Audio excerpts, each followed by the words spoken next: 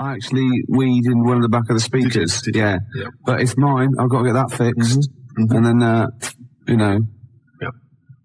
I thought something. Go on. When the electrician comes round, right, to fix my stereo, okay, they go, what happened to it? I said, I'll pissed on it in the shop and that's why it's mine. He went, oh, fair due, yeah, well done, right? And he goes, right, that's 40 quid. As I hand over the money, just a little dribble, it's mine again. That cash is yours. Yeah. Fantastic. Yeah. Oh, it's so easy. You'll never have to pay another penny. I know. It's a shame we don't live in Ricky world. The Manic Street Preachers on XFM 104.9, and that's if you tolerate this, then your kids are going to get it too. The Spider and the Horse. Oh, remember that? It's great. Yeah, I don't really want to go into it. No, we had this idea last week, like, for Czechoslovakian sort of short. Right? Czechoslovakian animation. Yeah, with... That would be the music, obviously. Yeah, it's called The Spider and the Horse, and it's obviously a satire against the government, and the bloke, quite right, has been put in jail for the rest of his life. Yes. Yeah, and Jesuit coming around opening old wounds. Yeah. Yeah, we're just healing, right? And the horse, we established, is a wicker horse. It's a little wicker horse with a little sombrero. Probably the sort of thing you'd buy if you were away in Torre America. Molinos. And the spider is just a blacked up crab. That's it. It's a crab playing a spider. Yeah. It's a wonderful cartoon. It's called something like The Inhumanity of the Eyes of March. Yeah. The unbearable deafness of seeing. Yeah, something like that. Yeah. And it's made by Ivanovich Gororovich. No, we're going to make it. Oh, are we? Yeah, we might as well do it now. Actually, talking of ideas, Gervais, we've had quite a few people just phoning in ideas for game shows and TV things, and we never asked for any ideas. No, people have just but we like it. We'll have them. They're ours now. Yeah. 0171 580 1234. You can fax us. Just to get this straight, any money made out of this is just mine. That's right. Yeah, go on. This is from Nigel in Tottenham. He's come up with a great idea. Yeah. You get loads of a panel of blindfolded contestants. I'm thinking, who would you have there, Gervais? What, contestants? Yeah, blindfolded. You know, your sort of celebrity panel. Are they got to be celebrities, have they? I think so. Ted Malt's son. Ted Malt's son, obviously. Jilly Cooper. Cooper, yeah. Maybe Joe Bugner. Oh, I thought it was going to be Henry Cooper. But... Well, it could be, but I mean, that's not fair, isn't it? Because, I mean, he did beat him. He beat him by, like, 3/4 of a point, yeah, so he was heavyweight champion. Wouldn't it be great if it was the bloke that used to play Rene in Hello Hello? Yeah. Right, is Sue Pollard, and then it's Muhammad Ali. That'd be incredible. Like, Muhammad obviously now can't talk that well because of the Parkinson's or whatever, so he'd just be there, yeah. Brilliant, that'd be great. Well, Sue Pollard's a really interesting person. So anyway, you've got your panel of contestants, and you bring on, a celebrity. Yeah. Whose idea is this? This is Nigel in Tottenham. Yeah. So you've got your blindfolded panel there. Yeah. A celebrity comes on, maybe, Nigel suggests Jeremy Beadle, yeah. Right? And they have to have their most deformed body part sucked by the panel of celebrities. Now, obviously, I assume in the case of Beadle, that's his weird, deformed, like, childlike hand. Yeah.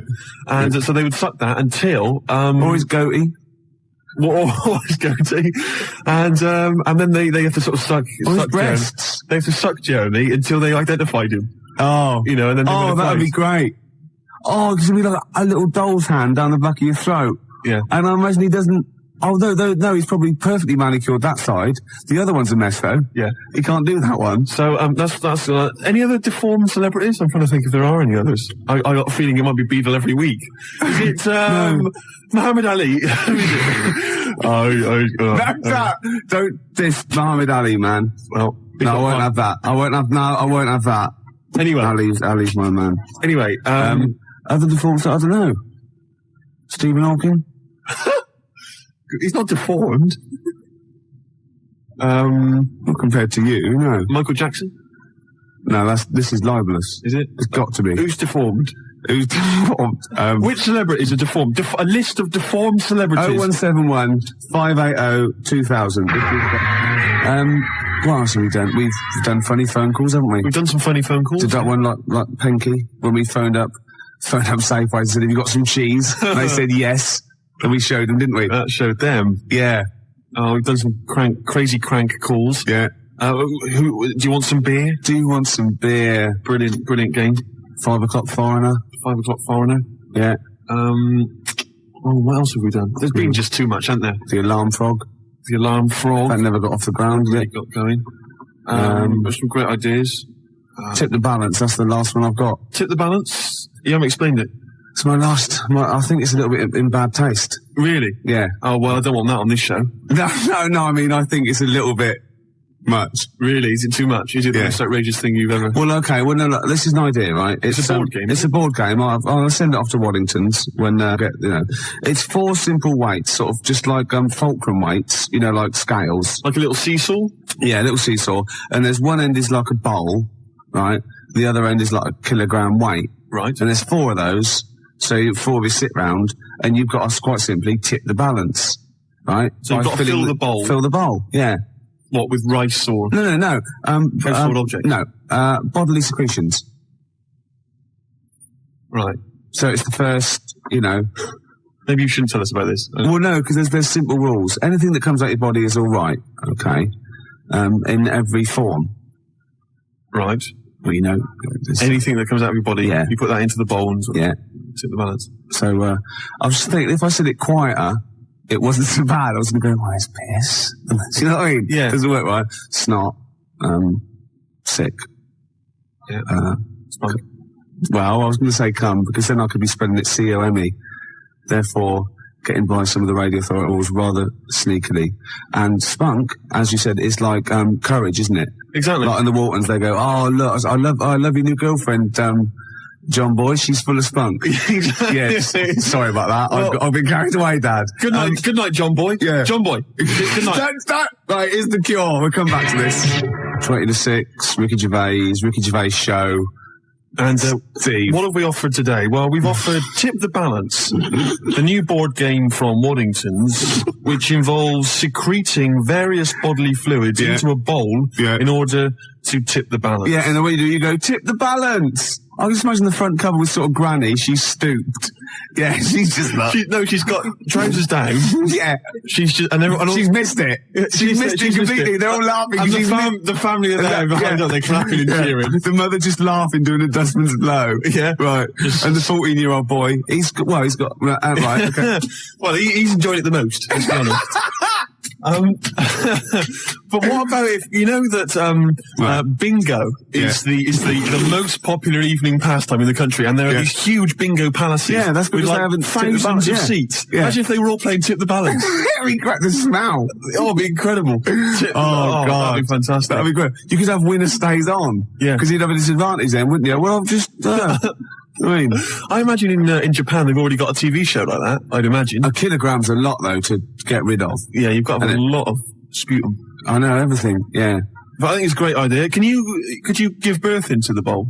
Well, no. Well, you could, but anything you put in there, you lose. So you have to be willing to. Yeah. Like you can't. You could bleed into it and amputate into it, but you can't have it back. Like you couldn't put a false limb in, right? Because you win it there, because so that's sort of cheating. Yeah. But there is a thing called the fish card, where if you're all out of it, right, you're all strained out, and you've vomited and snotted, and everyone's got 0.8 kilograms in theirs. You can go fish card, right, and you can take someone else's bowl and pour it into yours, but you got to pour it via your mouth. Right. So you take a big glug of that, and you do it, and you win. You thought this through, haven't you? Yeah. You've played this, haven't you? No, I haven't played it. I haven't got the equipment. Right. Wow. Nearly end of nearly of the show with it, isn't it? I can't even be bothered to criticise you. It's not worth it, is it? Your use of language anymore. I know, yeah. So late in the day. I mean, you're not going to master it at the age of 45, however old you are. I mentioned, I guess we could call it Freak Show or something like that. Yeah. Where celebrities with deformities come on. That was Nigel's from Tottenham. Nigel in Tottenham came up with the idea. The most deformed. What would you put forward as your most deformed bit? Well, luckily, sucking my most deformed bit will be curiously enjoyable for me. Anyway, I asked for a few more celebrities who've got deformities, and various people have called in. Jez in East Barnet mentioned John Thor, who, of course... What's up with him? Well, John's left leg, I think, is shorter than his right. He always sort of hobbles a bit as he walks. You have to suck the whole of the left leg? Yeah. All right. So that's... Say that again, Lewis. Well, I was just saying, like the fat bird in the opera. Yes. I know it is now. What? Because I said no, nothing to do with it. I just saw him do it. I just forgot and I was pissed. Yeah, go on. Paul Daniels. Apparently one arm is shorter than the other. Can I just say the head? True enough. Yeah, Debbie McGee could come on and just bring Paul as her deformed under her arm. Object, yeah. That's from Tony Namersham. We've also had Ian Jury. Yeah. Someone's mentioned that. Says that Ian Jury... His left side. Yeah. Really? Did he have a stroke or something? Polio, wasn't it? Yeah, yeah. So his left side. And Anthea Turner, apparently she lost the middle 3 of her toes or something in a sort of horrible accident. I don't know if that's true. Anyway, yeah, Anthea Turner would be great. Just get her on anyway. She lost... Oh, what? Well, I don't think it can be true, to be honest. It says that she's only got 2 toes on one of her feet because she lost the other 3 in a fly-mail accident. Oh my God! But I don't know if that's true. So it's when you used to go to school and say had a fight with the lawnmower. Yeah, she did. Yeah, yeah. No, I meant your hair, love. No, look at me toes. Oh, oh. Yeah, exactly. So so celebrities. What would you suck? Would you suck the gap, or would you suck the toes that flew off in the garden? I really haven't thought about it. Why not? I haven't really given it much thought to it, to be honest. I just got time for one more song, then the news. Oh, I'm not going to do this for any one computer. If we've got any news. Remember last week? There's no news. Yeah. Oh, sorry, there's no news. Yeah. No news. Must be news, some news, wasn't there? Yeah. Give us last week's. Anything will do. You usually do. Right, it's Lloyd Cole, and Are You Ready to Be Heartbroken? I got Sandy Shaw's version of this. Cheers. It's not interesting, is it? No, not in the slightest. 104.9. That's it then. Sorry, put your headphones on. Sorry, it's got a toilet roll holding down the microphone because it's broken and fling. I've been working on one computer. The whole show's been a debacle. Yeah. You know why? Because we're no good and we don't plan anything, and that's got to be stopped. Exactly. You know what I mean? Someone should stamp that out. I'm getting sick of it. Yeah. Do you think I like just turning up often inebriated with nothing to say, abusing people, breaking? Do you think I like that? No. I know. Well, I want to play Bob Dylan. But at the same time, Rick, in our defence, we don't care. Not only that, we're getting paid for it. We're not monkeys, all right? We're not performing monkeys. No. If people need us to entertain them, then they ought to take a closer look at themselves, I think. Yeah. All right, we've got better things to do with ourselves than have a natter on the radio trying to entertain people. You've got lots of better things to do with yourself, and you often do what I'm trying to present, which is what puts me off more than anything. And I never tip the balance. You know what I mean? You need a lot more. What? No, I was just thinking. I thought I had something to say, but I haven't. Who's Snowden's guests? Matt from Gene. Oh, Matt from Gene, excellent. I like Gene. And who else? And is what's his name? From 3 Colours Red. Pete from 3 Colours Red. Brilliant, excellent. Okay, we better get out of here. Yeah, good. Bob Dylan, It's All Over Now. Baby Blue. God. All right, Em. All right, see you soon. Cheers. It's all. The track is Celebrity Skin. Ricky Gervais. Oh, yeah. It's a joy. It's fantastic to be back. See if we can boost those ratings for another hour. Yeah. Now listen, you brought a ginger wig with you this evening. As I say, I'm not entirely certain what part of anatomy it's for. Well, it's not from a cock. No, we're going to be playing a sort of like... oh, charming! John Peel can say the F word. That's entirely subjective. That's the name of a band, Ricky. Oh, right. So if I go out tonight and see a band called Suck a Dog's Cock, I can rave about that. Just because he's a grown-up, he can say the F word. He can't say it. Why can't he say it? You're here to play radio game shows. Okay, it's great. And that's what we're going to do. The game show. We played Who Wants to Be a Millionaire last time. We did. It was great. No one won the million. They won a BBC pen, though. We gave 3 I actually BBC meant on the pens game away. show on television. Oh, right. Keep up, Ann Hobbs. But we're going to play sort of a version of Blind Date. I've got my mate in. As you can see, he's not the best looking bloke in the world. My own name. Shut up a minute. Don't embarrass me. All right. Okay. I'll just describe him to you if you want to. He can't get a girlfriend for obvious reasons. He's 6'7". He's sort of got a puce sort of translucent skin about him. He's got bulgy eyes on the side. He's hideous. He's a freak. He's an ugly man. Don't place me outside the market. No, but we're going to see if we can get on national platform to get him a woman stupid, lucky enough to maybe. I've got my idea. Does he have a name? Steve. Steve, okay. Yeah. Steve, is it all right to ask you a couple of questions, just to get the girls kind of, Who's she? Juicer. Ann Hobbs. Alan Hobbs. Yeah. Ann Hobbs. Okay. Steve, how she's big... She's in all the magazines, all the blogs. Steve. All magazines. I've got stacks of magazines. I've never seen that. Steve! No, you wouldn't in yours, no. Have you, I don't know though, actually in this light, have you ever been on the back of any sort of Portuguese playing cards? That's it. On the back of a bus, I've been many times, but not Portuguese playing cards. Yeah. Steve, I need to ask you a few questions, as I say, because we need to sort of ginger the girls up, the listeners, What's that mean? Ginger them up. Ginger it means, them up? This is disgusting. You got John Peel saying the F word and getting away with it because he's been in radio a few years. You got playing things go going, you bastard. Then she's saying gingering you up. That's got to be illegal for a start. She's smoking something. What is it? Steve, It's not the crap. girls It's a big need joint. to It's a know joint. She doesn't smoke crap. a couple of things. What's your star sign? Eh? What's your star sign, love? What does that mean? Come on, it's When were you born? important. Quick, when were you born? What month? November. Yeah. What is he, Sagittarius? No, I don't know. How big's your appendage? My what? She's getting so dirty. She's just disgusting. I know. I didn't come in here to be insulted with this kind of thing. You can go that anyway, I've can't got you? things to be doing, Gervais. Do you know what I mean? She's the best they've got now. Now they've lost to Edmonds and Savile. What's happened to Jimmy Savile? No, he was good. He's beautiful. He loved the kids. He loves them. I think he still does love children. I've seen pictures. I know, yeah. Vicky, What's we're happened not to Jimmy doing a Savile? really good, a particularly good job at tantalising the female listeners. Okay, right. He's ugly. He's pig ugly. He's gimp. Okay. He's embarrassing to be with. He's so. What's the number? Give out the number. 0500 110 100. That's the number you need if you want a blind date with Ricky Gervais's desperate mate Yeah, tonight. Yeah. Yeah. A merciful act, I think, for Can I just any tell about woman. my idea for my own particular lovely game show? It'll go on telly. It's got a big star in it. All right. It's called Celebrity Foxy Boxing. It's not scantily clad women. It's celebrities beating up Dr. Fox for charity. Hey! Just even do a link. You get the crankies come in and kick shit out of them. 0500 110 100. That's the number you need if you'd like to, if you'd like a blind date with Ricky Gervais's best mate. And it's Hobbs and Gervais this evening. Oh, we're playing blind date with Steve, aren't we? Gervais and Hobbs, really. I suppose we've got to ask Steve what sort of woman he's looking for. Yeah. I can't stress enough that he really is. I've seen women laugh when I've introduced him to him, and some sort of like get a bit scared. He is hideous looking. I want to let people know that, so there's no con involved. He's a salamander. What sort of woman are you looking for, Steve? Eh? What sort of woman? I don't need all this, do you know all this stick? No. Coming here, Hobbs is starting it as well. Yeah. Between records, gabbling away. Yeah. Do you know what I mean? I don't mind. Well, but it's come on, just, get on with it. What sort of woman are you looking for? kind of woman, celebrity women, famous women. Like who? Oh, I don't know. Louise Woodward. Louise Woodward. She's a good-looking girl. Yeah. She's a good-looking lady. Yeah. I see you thinking there. You're thinking that with all that trouble with the, child killing, Yeah. that there won't be a lot of people in the queue. On the reckon I contrary, can I jump to the think top. you're aiming a bit high there, to be honest. Really? What are you Yeah. talking about?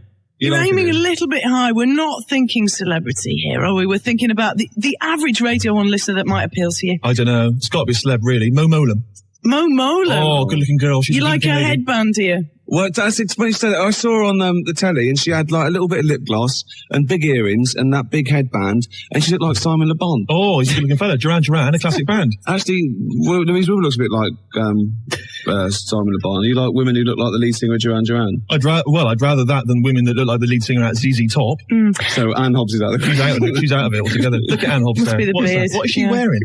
What is that? A smock?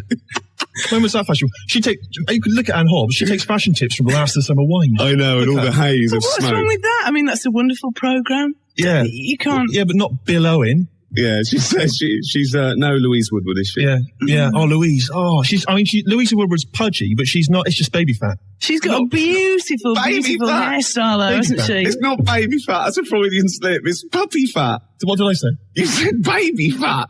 Puppy fat. That's No, the she's phrase. gorgeous. She didn't- What are you talking about? She was completely remodelled. She didn't kill any puppies. She didn't.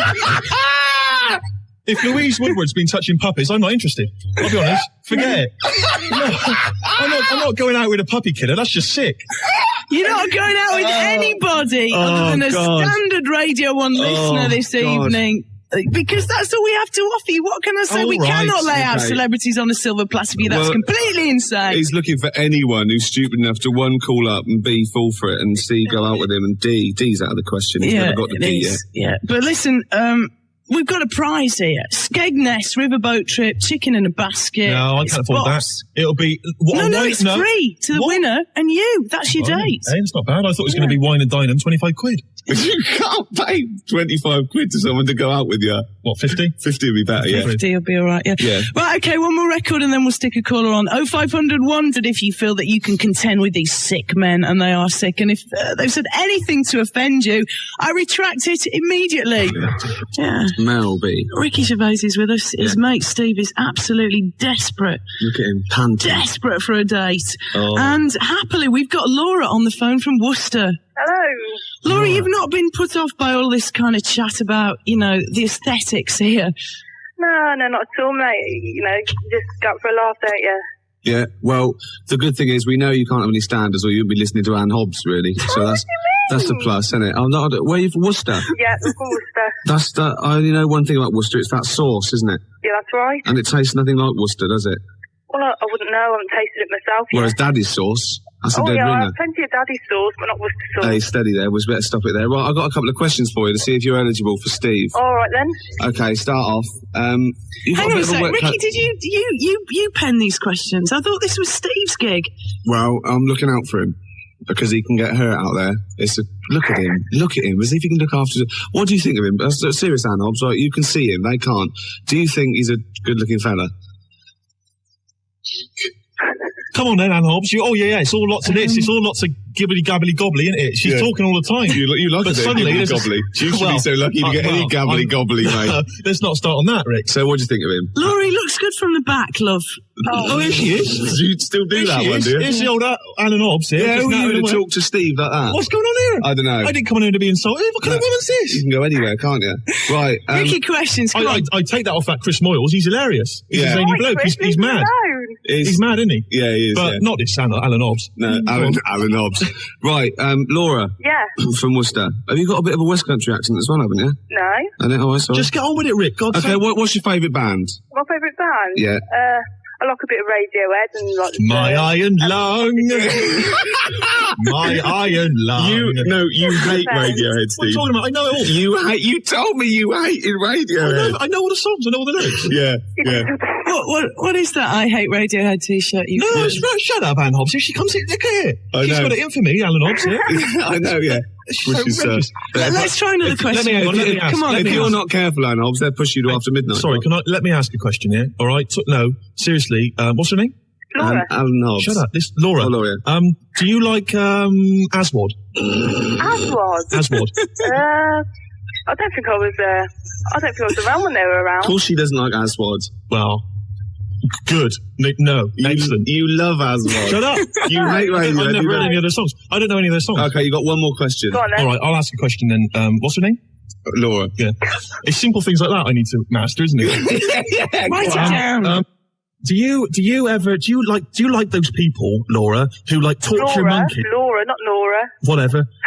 I'm back to last summer wine again. Oh, Nora Batty. Anyway, yeah. now listen, shut up. I've got to ask this girl a question. She might be my prospective wife. Who knows? Yeah. Right now, listen, Laura. What? Do you like those people who like torture monkeys, and do experiments on rabbits and kill pandas for fun? No, she's an anti-vivisectionist. I can hear it in her voice. That is. You don't like any of that? No. See?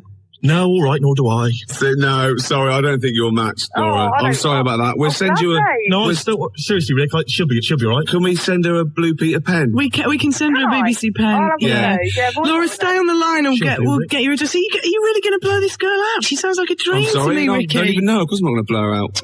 Rick, I'll do it. Oh, this one I do. No, you can't. No, she'll do. She can't. It's fine. No. And astonishing as it may seem, we actually have another contestant on the phone. Can you believe this? Who's this? This is Charlie in Oxford. Hello. Don't do it. Don't do it. Be afraid. Be very afraid. Honestly, I wish I could send you a photograph or fax you. I'm not exaggerating. This isn't a joke. He is hideous. It can't be that bad, can it, really? Well, they always say that. They always say that, and then they scream and they start crying, and I'm after there saying, I'm really sorry, I did warn you. Okay. So I'm just, okay. Charlie, where are you calling from? You sound like you're in a pothole. No, we're in Oxford Brookes Uni, N Block. N Block. Oh, N Block. Yeah, the legendary N Block, eh? Well, Yeah, not that's Oxford the one. students. Is that people who are bad at the real Oxford? You get put in N Block. We're the bad ones, yep. What do you say? We're stupid, mate.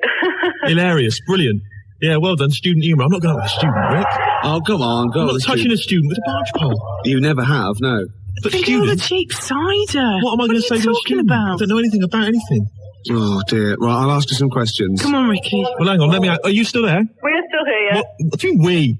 Listen, it's not an orgy, love. I don't know what you think you're after here. No, it's just me, darling, sorry. All right, it's a meal and 25 quid and then you're off home. All right, then, sorry. All right, unless you get lucky. Okay. Now then, let me ask you a question. No, hang on, they come on the line, they're cheeky. Okay, right. Just do a favourite band first, surely. All right, yeah, favourite band. What's your favourite band? My favourite band is Ash.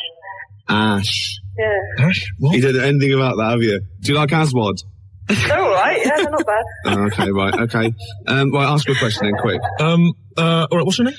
What's her name? Charlie. Charlie, yeah. Ridiculous name. Thanks.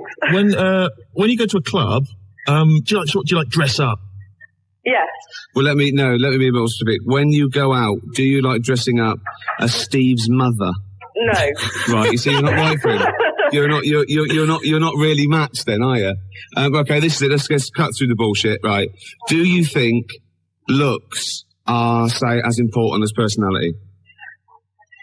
Well, no, we don't think so, no. Right, well, it doesn't matter Definitely because his not. personality is rubbish as well. You've spoken to him, he's got no personality, he's basically a in that crap case- person, all nasty, idiot, and he's ugly. So, I'm sorry, I'm going to save you from a fate worse than death, Charlie. I'm going to have to say It's no. just like the blocks in my bloke, really. I mean, Really? The blocks in your bloke? Hey, there'll be none of that. You're trying to get clever now. He's tried that once, blocks in his bloke, but can we send her a blankety blank checkbook and pen? Oh, we can. I think you deserve a BBC pen, Charlie. Would you like one? we'd love one. Okay. To be honest with you, Alan Hobbs, she'll do. Seriously, because it's getting late. Yeah. And you may as well. Hey, she may as well. I mean, what do you think, Rick? No. What? No, she seems really nice, and it's no. We got to find someone with absolutely no. Hold on, though. I just thought of something. You'll have anything, won't you? Well, Anne Hobbs. no, I got standards. Fair play. 0500 110 100. That's the number you need tonight if you want a blind date with Ricky Gervais's best mate, Steve. You like that one, don't What's you? my name? Well, my name? I'll be honest. You probably saw him. Well, I tell you what, yeah. I mean, that's a very, very strong point in his favour, I think. He can groove. He can dance. Yeah. You should see that wrist action. Yeah, I know. Well, I've had a lot of practice. But listen, it's not just the grooving, Rick. Come on, Rick. It's so easy, isn't it? It was a beautiful interpretation of the Snoop ears. Yeah. What about? swinging at the there must be wrist. some other selling points, Rick. Come on, because you are selling me down the river a bit here. Right, okay. Some good points. You're young. Yeah. You're not in prison. Go on. Well, I've only known you a year. Come on, there must be something. You're not in prison. Well, I'm quite a catch. Date with Steve tonight, but 25, 40 quid. Put up to 40 quid. yeah, I'm not made of money, 40 Rick. Then go on. 30 quid. 9 minutes we have to do this before the news. So 9 minutes is more than enough for Steve, isn't it? I'll tell you what. So, Steve, it's looking grave, isn't it? Really, It's like a what? it's looking grave. Yeah. We've got one last chance. We have one last This chance. will be it. Yeah, and it's Wayne. He's on the phone from Manchester. Wayne, are you with us? Wayne. All right, mate. All right. How's it How you going? doing? Wait a All minute, I'll right. stop you there, Gervais. What? No, are you up for this, are you, Wayne? Up for a blind date with Steve? Yeah, much for anything. Excellent. Brilliant. Gervais, I'll stop you there. What? He's a fella. Yeah. You all right, Wayne? He might just fancy a pint. Yeah. You know what I mean? Yeah. I'll tell you, once he sees me, he won't want to drink anything, eat anything. I'll tell you, he'll only have one thing on his mind. Yeah. Get out. Yeah. No. He's up for it. So, He sounds keen to me. Yeah. Right. Okay. I'm heterosexual, Rick. He's a fella. Steve, you've got no chance with either sex, so it won't make a difference. Why restrict yourself? In fact, I'm thinking you probably shouldn't restrict yourself to the human race. And if Wayne's up for it, he's warm-blooded, he's human, he's from Manchester, I know. He's obviously got a sense of humour. He's which is obviously very important. Yeah, wait till he sees him, he'll lose that straight away. Well, I've got to ask you a few questions, Wayne. Go on then. So do you like walking on the beach? Maybe in the sunshine? Maybe in the rain? Do you like poetry, for example? Yeah. Yeah, what's your favourite band? Do you My like Asthma? favourite poet. No, what's your favourite band?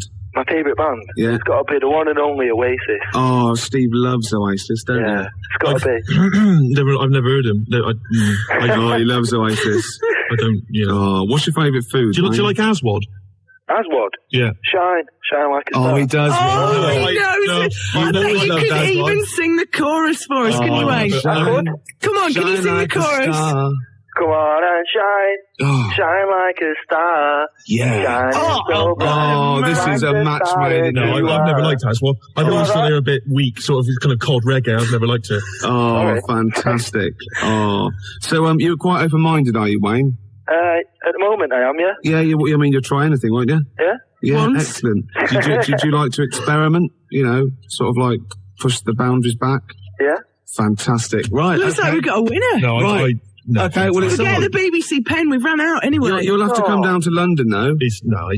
I thought to be safe, maybe you could meet somewhere. Well, Ricky, we've got the Skegness Riverboat trip all set up. Chicken in a basket laid on. Will you come back next week and tell us how it went? Yeah. Fantastic, Wayne. Brilliant. That is I don't think fantastic. it'll work out. No, I don't Total result, Ricky. After you, No. Steve. Oh, yes. I don't think it'll work out. So, Ricky, we made it. Can you I believe knew we would. it? No, I never let him down. That is excellent. Looking forward to the date? Well, when is it? Because I can't make it. Well, you don't know when it is yet. No, I can. You'll be all right. You'll be all right. Don't I was worry. thinking It's not what I was looking for. I was looking for sort of, a kind of Monica Lewinsky type, Yeah. sort of person that you know what you're going to get before you even start. There'll be no embarrassing things like, oh, Monica, I've got this idea. Would you mind? Yeah, Well, exactly. she's already at it. I've got some cigars. Well, actually, no, I got a packet of Camels. Will that do? We could actually probably stump up for a couple of Radio 1 knee pads, though, couldn't we? Yeah, To take away with him tonight. What kind of a mind she got? I know. Stephen Wayne. I'll It's tell you a what, Alan Hobbs is beautiful famous for it. Is she? Have you still got those playing cards? Those playing cards. Yeah. Man alive. Is Wiley on them as well? Wiley? Yeah. Oh, dearie me. I tell you, Wiley, the poor man's Anne Hobbs. Really? Let me think. Well, that's very nice. That's very nice. Isn't that's a touching compliment? We isn't can't it? come back, can we? 'Cause You can't you're ever again. going after 12. I know, yeah. So, This is it, a fond and final farewell. Well, it was short-lived. Yeah, Story of my life. yeah. Well, I'll see you all. Thanks for listening. See you later then. Cheers. Bye. It's Mary and Hobbs on Radio 1 till midnight. Right now, it's for the news with Phil Williams. What happened to Felcher? Never mind felching, it's 11:30. 97 to 99 FM, Radio 1 Newsbeat. Well, in that case, Slade it is then. no, Black Sabbath. Slade, I'll get lost. Slade. And if we're counting Black Led Zeppelin, Sabbath. if we're counting Led Zeppelin, obviously Led Zeppelin. No. Black Sabbath. Sabbath are better than Zeppelin. Oh, come on. No. You're wrong. You're having a mental aberration if you think. Go on, give me an example. Well, there's a fantastic story. Just the ludicrousness. Is that right? Is that a word? That's a word now. Ludicrosity. That'll do, yeah. Tony Iommi was asked when they hit big in America what it was like for Black Sabbath, and he said, "Oh, it was mad. We went back to the hotel, and there was like 10 Satanists sitting outside the hotel room, all dressed in black with black candles. So he blew the candles out and sung Happy Birthday to them." Oh. Yeah. So that is but Led proof. Zeppelin said, "Been a long time to the rock and roll." And I think that sums it up. Are you squeezing your lemon? Yeah, I'm squeezing my little lemon. I'm putting my little cocktail chipolata on the table between 2 pickled onions and seeing if that And the fat juice is bridesmaid- running down your leg. Yeah, and the juice is running down my leg, indeed. Well, we've embarrassed ourselves. Yes. I think in a way we might have embarrassed XFM. And I know. think certainly Mainly, we've embarrassed yes. London. London. Yeah.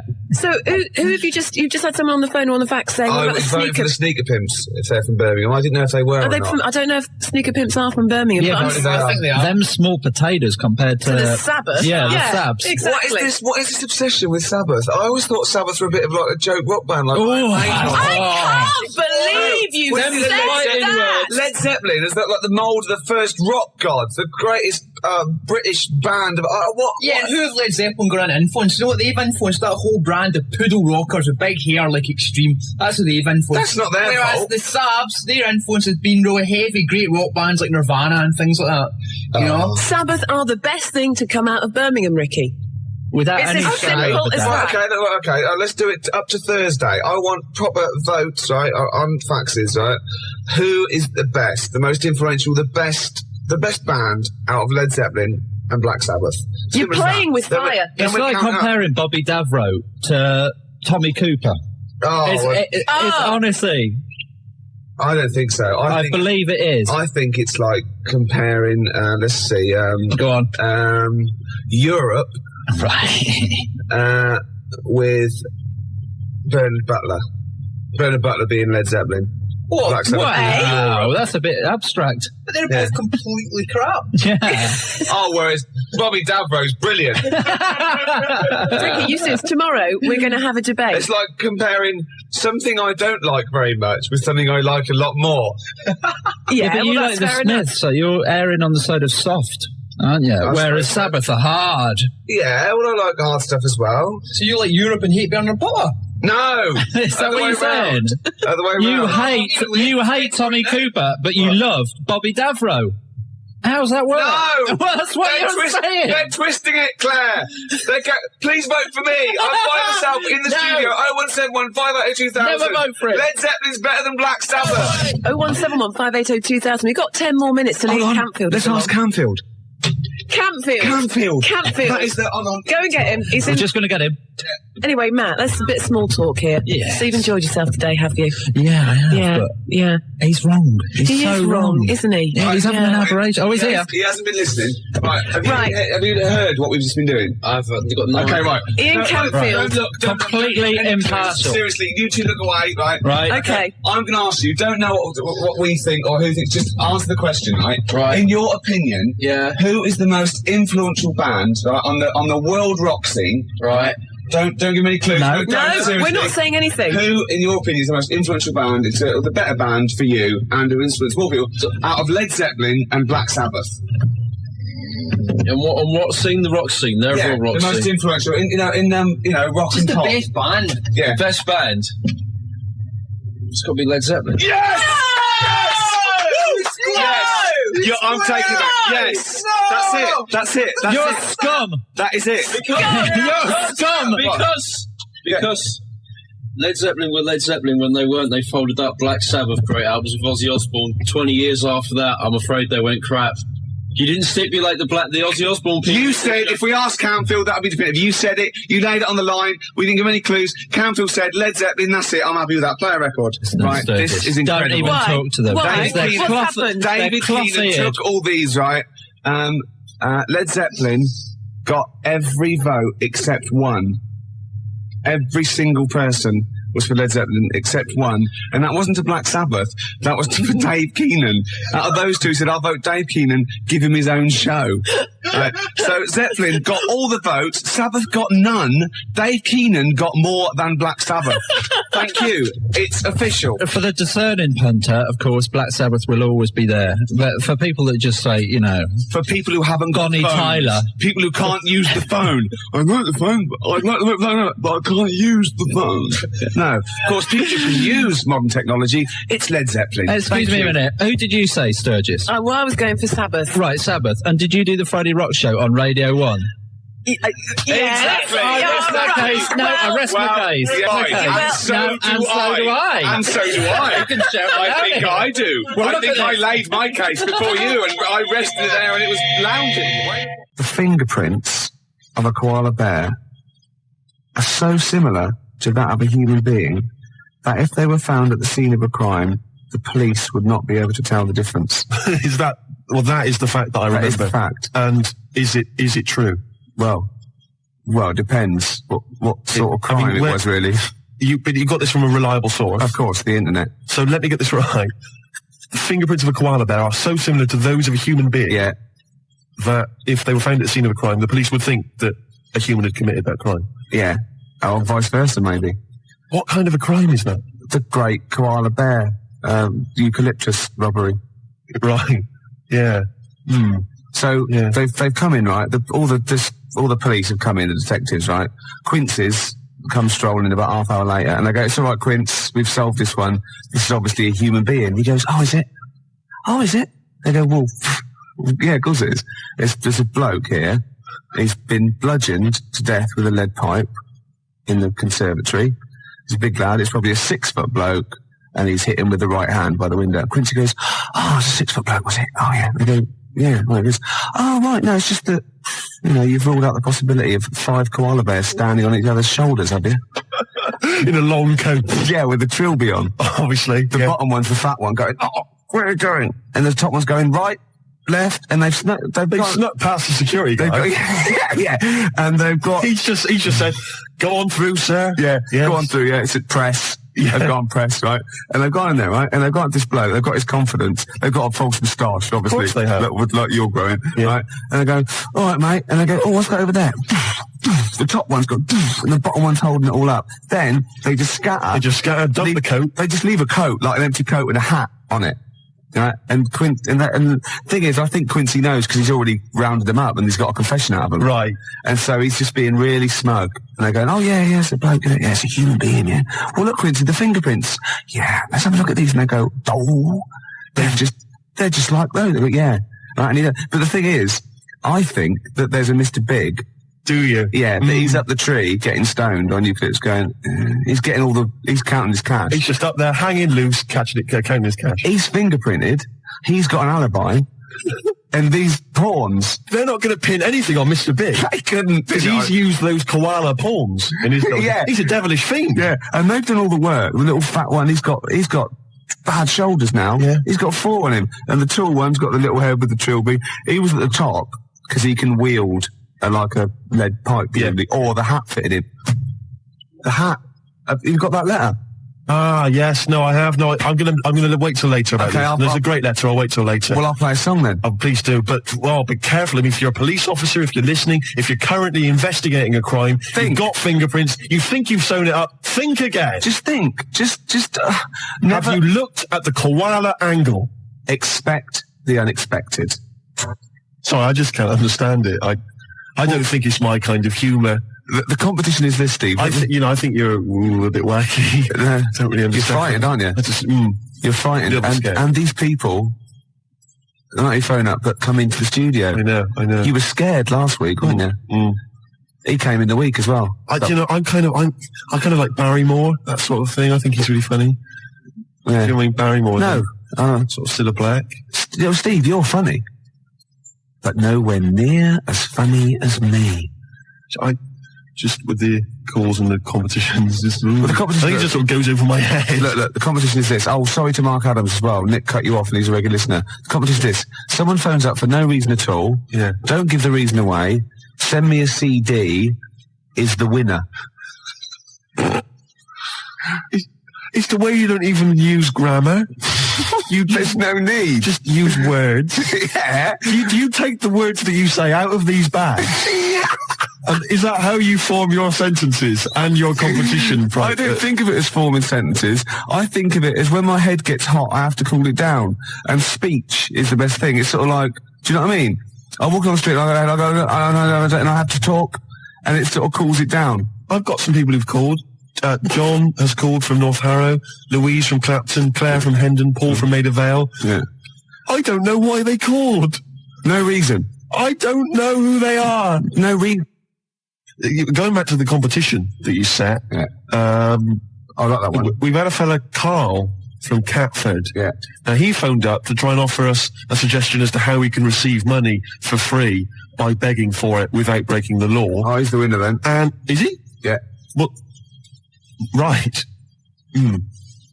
So, the fella on the phones, the fella's manning the phones even managed to get a CD out of him, persuaded him to send us a CD. He would be the winner anyway, even if he hadn't sent the CD. Yeah. I'm just trying to pick a song here. I haven't worked out my next song. Gervais, I did that for a while. Gervais, what? I don't want to work here anymore. Is that all right? Do you mind if I... No, there'd be plenty of people wanting to fill your shoes. And think of all the old newspapers I'll get out of it. Wait a minute. Was on the tube earlier, Gervais. Now, I know that you walk into work, but I do have to take the tube. And there's a kid on there, sat opposite me, 10, 11 maybe, all right? And he looks quite normal. 12 at the most. Ordinary looking kid, just got the sort of, street clothes on or whatever. But, looks perfectly normal. He's not the kind of kid that's going to get bullied at school, just normal looking kid. Except, Gervais, he was wearing a deerstalker hat. Now, what's happening there? Oh, I love that. Do you know what I mean? When he goes to school on Monday morning, if he's wearing the hat, they're just going to kick the hell out of him. Well, all right, we'll pass that on to Howard. We'll keep that. And as I said, anyone wants to get hold of Howard, do it via us. He doesn't really give out his address, obviously. Might attract mad people.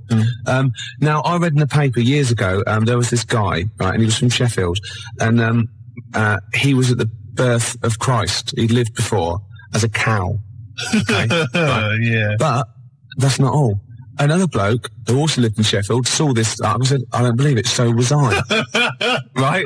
So what's the chance of that? They go, yeah, I was a cow as well. And they started this cult called Cattle for Christ. Just 2 of them. But I just imagine people going to say, I was a donkey. God, did you see it? No, there was like a beam in the way. I couldn't see. Nor could I. No, I was being milked. Couldn't see a thing. Where were you? I was a chicken. So you saw everything. No, I was out, wasn't I? I was so close. Poultry for the prodigal son. Would be beautiful. Yeah, no, well, I'm sure there are all kinds of societies like this, and perhaps if you're a member of one, then we'd like to find out all about you. 2 idiots talking nonsense on the radio. It's a cult. Yeah, of course it is. Well, I am. Challenge has been set. Yeah. Matt didn't know this, but I'm a bit of a Subbuteo buff myself. He comes in here all hard with his sheepskin on, right, with his little team under his hand and his roller, and I go, I'll play Subbuteo. I said, I do, yeah. So, the gauntlet was laid down. It was, yeah. We've got Chile against England, but I unfortunately I haven't got Chile, so I brought in Morocco instead. Not Morocco, what they call Colombia. Colombia, yeah. So if any of the defenders mess up, I can always shoot one of them. Yeah, of course. And that's going to be live. It's 10 minutes each way at 20 to 3 in the XFM Lounge. We are actually doing a proper football match, YouTube football match on XFM this afternoon. Kick off at 20 to 3, so it's 10 minutes each way. Yeah. And we'll be dipping in occasionally to see. The little boy Fraser's going to be the referee. Marvellous. He's the only one that can fit on the pitch and run round. Of course. without disturbing any of the players. Of course. It's a work of genius. And I've picked my team. Have you? Yeah. Already? Yeah, England I'm having. No, I've got this, look at him. Look at it. Look at his face. Gascoigne here. He's so pleased. Look at him there. He's only an inch high. But look at it. I've got Gascoigne there. Incy, Batty, Seaman there. I don't know if I've got that. It's all over Nigel Martin who's in goal. I'm going to put a little there. But not mine. Matt brought it in, you filthy. So, anyway, we're going to... Apparently for goalkeeper's choice, though, most women prefer flowers to semen. So, really? Yeah. Oh, there's some of the crowd, and it's off. We're away. There goes. It's a beautiful thing. He's moved down the pitch. He's gone for the... But it's Chile now. Chile on the break. Oh, it's a foul. It's a filthy, dirty foul. England, the crowd don't like that much, and he's run up there. There he is. He flicked a plastic man. Barry Spinnaker there, and little Tommy Tompkinson from the Jimmy Twizzler. Oh, there he is. Oh, but they've given it away straight away. It's the number 11 there, and he's running all the... It's a goal kick. It's a goal kick. There's little boy Fraser there on his horn, right? On his high horse. Half time. That's it. No, we'll be back in a minute. That's ridiculous. Riley. That is stupid. We can have a penalty shootout, though. I nearly sprained myself then. I had to stop in mid-swing. That's happened before, though. We will be back at the XFM. Mum, I don't want any tea. I'm busy. You're very good with your fingers. Right after this. Well, Claire, England are down to 10 men. I had to pull one of my players off at half-time. That's very kind of you. My boys only get oranges. I used to do that to mine, but they wouldn't put the tights on and have the bag over their head. But here we go. And it's look at that lovely ball there. A Hoddle-type ball into nowhere in particular. It's Chile again. They're showing out there in England. They fouled his own player. They missed it completely. England move up there, and it's a dirty foul. I'll take it. Quite a dangerous area. He's moving 2. He's not... 1, 2. Here we go. I've never been in such close proximity to you, Ricky. England in possession again. Oh, look at this move here. It's like you have to say... They're keeping it. They're playing with the ball now. It's a foul. He's going to take it quickly. It's there. There you go, feeder, just the way I'm feeding, XFM 104.9, I'm Ricky Gervais, Steve Merchant, Karl Pilkington. We've got a great show lined up this week, haven't we? Go on, what have you got planned? Well, I've got songs from David Bowie, Thin Lizzy, Gene, AC/DC, you heard feeder there, you got, Smiths, all that. We got a great feature, a new feature. We spoke to Karl in the week, and we worked out a new feature where people are going to give him sort of like problems to solve. There could be scenarios, there could be management scenarios at work, problem solving, things like that, organising things. He's a very good organiser. So I'll tell you what happened. He's dropping Do We Need Him because he's getting fed up with scientists. He thinks there's a conspiracy and they're getting together and they're never going to lose an animal. Right. So he's just fed up with that. Rockbusters, we've got some great prizes. Well, have you seen them yet? Nah. Be careful. They're not going to be great, I just peeked in, and all I'm going to say to you is Fools and Horses Christmas special? Not the little one with the little car. With the little car, yeah. Brilliant. That is excellent. Karl, what have you got to say for yourself? Hold on, it was a rollover, wasn't it? Because you've really mucked up Blockbusters last time. What was he doing? It's saying FP for the whole thing. No, FD you were saying, and it was free to pain. Have you written the clues down this week? Because that seems like an obvious way to improve this. Yeah, I write the clues A week before he couldn't remember what the answer was. Yeah, yeah. Yeah, but, you know, you learn by your mistakes and that. You don't. Well... So I'll give you a little taster. We were having a pizza in a pizza establishment. When was it? Wednesday or Thursday? Yeah.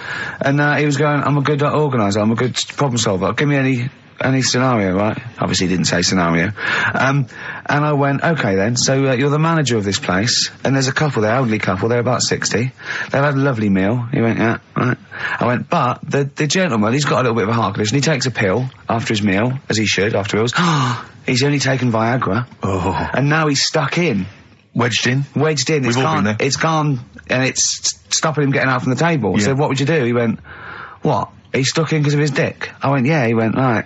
He said, I'd use the situation, I'd make cash. I said, you're not going anywhere, do you want a pudding? Entrepreneurial, I like it, Carl. And he went, so that's that sorted, I've got the job on that. Next, I went, okay. You won't believe it. Next day, there's a little problem in the toilets. Two gay men were having sex and they got stuck in each other. Yeah. He went, right. I'd say, is it the same fella as yesterday with the Viagra? If so, why was he let in again? He was on the door. Yeah. I went, it's not. It's too different. He goes, right. Does his wife know he's cheating on him? Yeah. He went, right, I'd go down. I'd go, and then he went, I'd say this isn't a restaurant problem, call an ambulance. Strictly speaking, not a restaurant problem, no. But am I right? Huh? Am I right? Well, I don't know. Would you give me the job if say, like, you were the boss of that restaurant and you... Do you know what I like about this? At no point did he say, Gervais, why are you being so mental? Yeah. Why would someone get stuck because they took Viagra by mistake and two people get stuck in each other? But you've heard the stories from his past. That is a perfectly legitimate situation to find yourself in. You grew up in his part of What would you Manchester. do if there was two fellas with big heads and webbed feet and they had a horse in a... Well, what I'd do is... What would you do? What did you do when you first saw them? What, saw the lads with the big heads and that? Yeah. We should very quickly remind people, if they didn't listen to that particular show, they had webbed hands. Yeah. Did they, or webbed feet? Well, they had webbed hands. Right. And big heads. Enormous heads. But it wasn't related. But they weren't related to each they were other. completely No, but I'm people. saying that the webbed hands isn't due to the fact they've got a big head. No, sure. It's two different things. We're just unlucky. Yeah. No, hold on. If they weren't related, and they both had webbed hands and big heads, I'm saying there was a condition that was related that had those two. I don't think there was. So what do you think the chances of that are? They're not related, and he goes, oh, you got a big head and webbed hands as well. Yeah, just a coincidence, isn't it? Yeah. I honestly don't think it was related. Right. Because I've since seen the same problem again on another kid with a big head. His hands look good. Right, so do you think the big head is just a separate issue? Yeah, it's a totally different illness. It's like having a headache and a cold at the same time. Right, so not always connected. But the weird thing is, right, looking around in the week at weird stuff on the internet, there's this woman who's got a big head. Oh, yeah. And, she was fed up with it because when she was walking down the street, it was so big, she couldn't hold it up. Right. She couldn't hold it up. Oh, God. Okay, shut up. So when she was walking, her eyes were hurting because she had to sort of look up all the time because her head was that heavy. Her chin was sort of balanced on her chest. Right. And she'd have to peek up, yeah. So she goes to the doctors, and this was after years and years, and said, I thought I could put up with it, but I can't. How big was her head? It's big, Rick. I don't know if it was like big, because there wasn't a picture. I don't know if it was just big or a lot of bone. So it was heavy. Very heavy. Right, like the Elephant Man, just outcrops. Right. So the doctor said, we can sort that out. But we'll have to take your head off. Right. Okay, listen to this. Okay, listen. keep going. Because what you don't seem to understand is I have the same reaction to you when I see it. Yeah. What? Right? You're quizzical yourself. So I looked at it, they took her head off, chipped away a bit of the bone, made her head lighter, put it back on.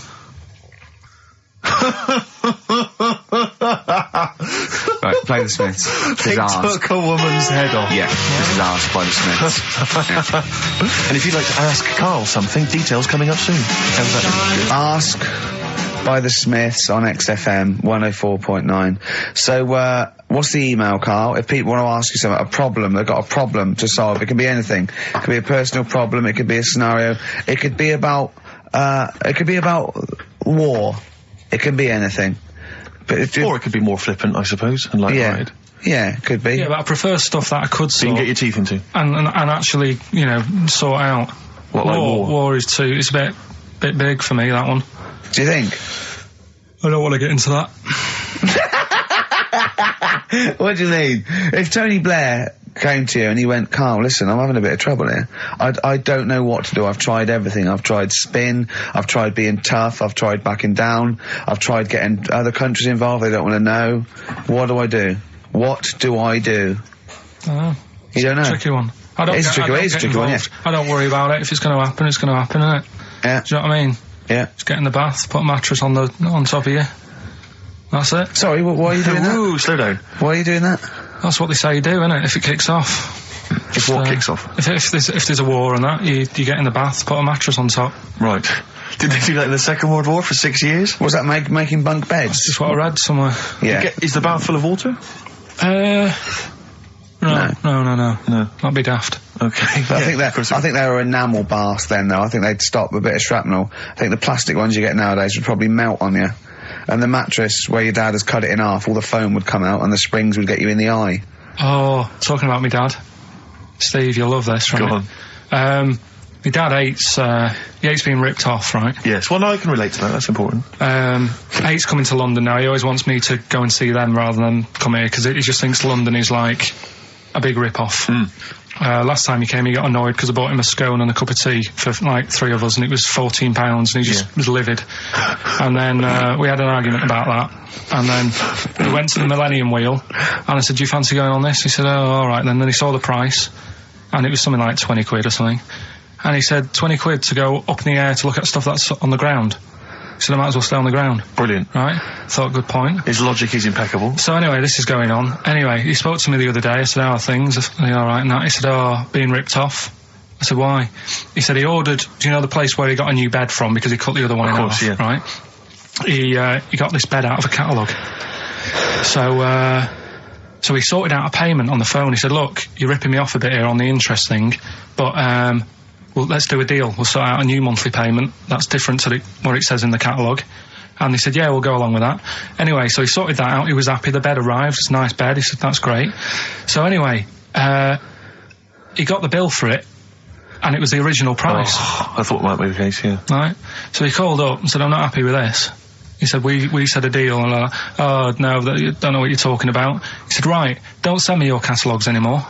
He said, I'm not buying anything from you. You're a rip-off merchant. Right? So anyway, a few weeks go by. Post comes. Only another catalogue in the post. He's livid. Right? So he was well annoyed. Yeah. So he looked on the back, and it said on it, this catalogue will always be property of, the company that does it. So you can't throw it away. If we request to have it back, we've got the permission to get it back off you. Right? So he thought, right, well, they're out of order. I told them not to send me one, and they have done, and they're saying I can't chuck it away. So he called them up and said, all right, Mr. Pilkington here, bought a bed off you, you conned me, and that. But, forget that. We've dealt with that. You've sent me a catalogue, I told you not to. It says on the back here that this will always be yours. Yeah? So, in a way, you're using my house as a warehouse. I'll be charging you 26 pence or something a day. Brilliant. He said, you already owe me £6.28. Something like that. Genius. And, they sorted it out. So again, it's just... So hang on, but are they going along with this? I don't know what happened. He said they sounded annoyed and said they'd get back to him, and they haven't. But he said, I'm not bothered. They can take as long as they want because the money just keeps going up. Yeah. So, what sort of profit has he made so far? Well, when I spoke to him in the week, it was like £6 odd. Yeah. I think that was on Tuesday. So he's just leaving it. It's like an investment. Yeah. It's like an antique. It's just going up every day. So, well, keep us posted on that. That's dynamite. One day we need to speak to your father. Yeah, I think so. So many questions need to be asked of him. But I might sit and give you a letter to take home. Yeah. Dear Mr. Pilkington, your son Carl. New single from Nick Cave. I think you'll enjoy it. Yeah. That's the forthcoming single from Nick Cave from his album Nocturama. That's called Bring It On. That's great. I must admit, I was a latecomer to Nick Cave. He's extraordinary, yeah. I mean, years into his solo stuff before, I decided that he was brilliant. Yeah, fantastic. He's fantastic.